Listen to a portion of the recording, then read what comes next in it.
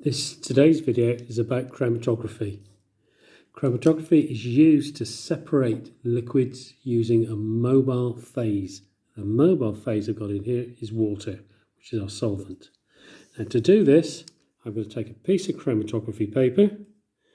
I'm going to draw a line in pencil where I'm going to put my samples to analyse.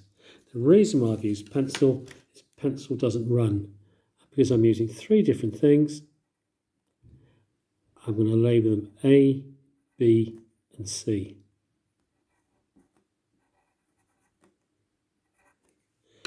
Now, pen A is an OHP pen, which I've spotted on point A, and I'll spot them on the pencil line.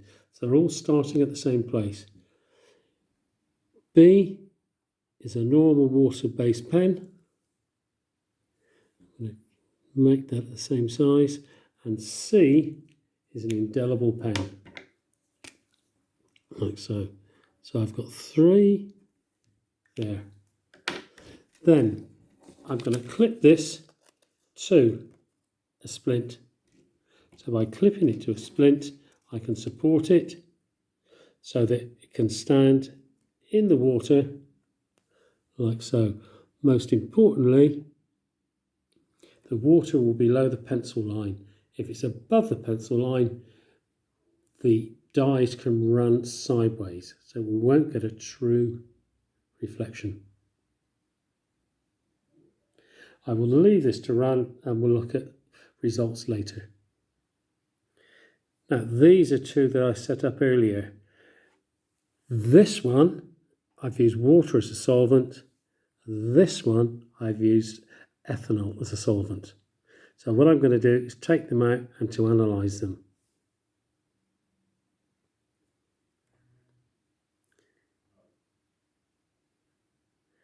As you can see, this is our water sample, and the only one which is really run is the sample pen B, which is a normal water-based pen. Now, we're going to do things which we call work out the RF value. So I mark the solvent front. Similarly, I've got an ethanol one here. Now the ethanol one, you can see all three of them have run. And again, I'm going to mark the solvent front. Now, when we analyse these, we can see literally that A and C have a very similar composition. They've moved the same height up. They're only one colour, so everything is moved as one. So you could say that they're identical composition. If we look at B is mainly separated into a yellow. Now, when we go back to the water ones, water-based separation, A and C have not really moved. B, we've got lots of darker colours there. And we've got a range of colours. We've got a blue there. We've got maybe a tinge of yellow there, going up to purple here.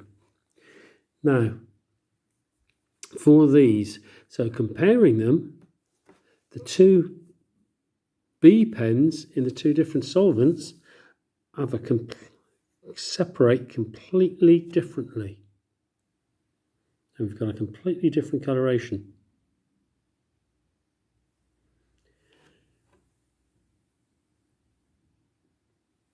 On the water ones, A and C didn't move because they weren't soluble in the solvent. In the ethanol one, the yellow has moved less than the A and C, so it's less soluble in the ethanol than those two inks are. So let's look at the RF values. So really, to get the RF value, what we need to do is some measurements. So first of all, we need to measure the distance that the solvent travelled. So the solvent moved 7.0 centimeters. So solvent equals 7.0 centimeters. Now, if we want the blue pigment, we need to make a measurement opposite the middle. So the middle of the blue pigment will be there. So how far the blue pigment travelled? The blue pigment will have travelled 2.5. So blue dye equals 2.5 centimeters. Now the RF value is the distance travelled by the dye, 2.5 centimeters, divided by 7.0 centimeters.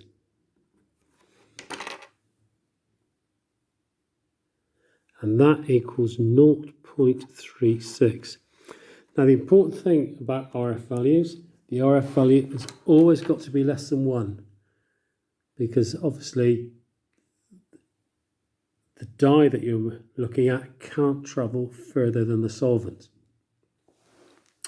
Also, if we look at the ethanol one,